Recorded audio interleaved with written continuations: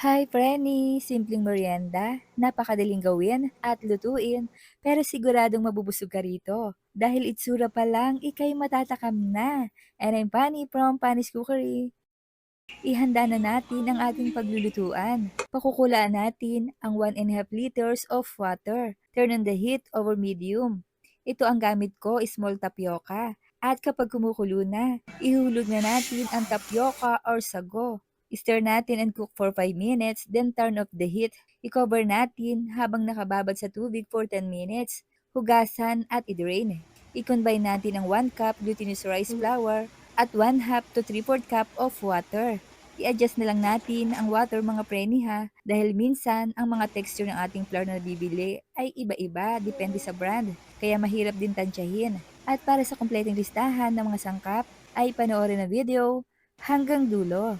I-mix lang natin ito hanggang sa mabuo ang dough. Ayan, at maglagay ng oil sa palad para hindi dumikit ang ating mixture. Maglagay din ng oil sa plato na paglalagyan. Bilugin muna natin ito, saka natin i-form ng mabuti.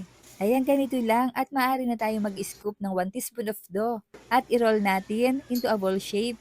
Ituloy lang natin hanggang sa matapos na mga preni. At kung nais nyo naman ay maraming gawin, doblihin lang natin ang mga sangkap na ating gagamitin. Pero ito medyo marami na din. Nasakto naman na pang merienda.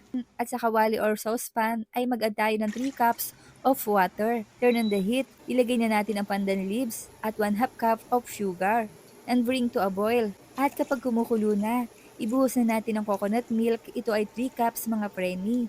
Pagkatapos ituloy lang natin ang pagpapakulo. Then i-reduce natin ang heat to low. Bago natin ihulog ang ating mga dough balls one by one. Ayan, meron pa tayo dito.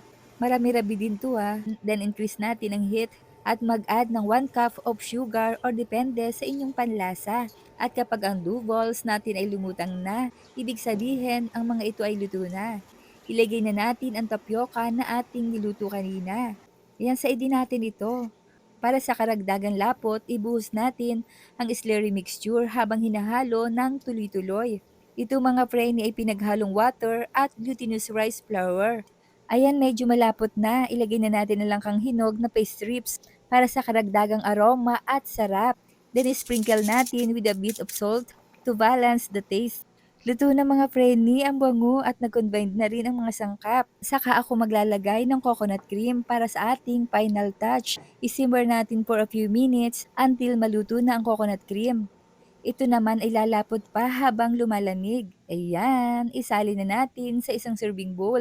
At kung nakaabot kayo sa punto ng bidyong ito, ay mga tagasa naman kaya ang nakapanood ng video kong ito. Shoutout po sa inyo at maraming salamat. Itsura pa lang ay masarap na, ay di lalo na kapag natikman.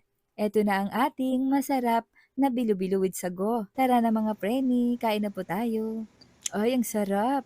I-try nyo na rin para matikman na. Kaya naman kung hindi pa kayo nakapollow sa aking page, ay i-follow nyo na ako para updated kayo sa mga reseping ibabahagi ko pa. Huwag kalimutan, cook with love. Thanks for watching. Bye-bye!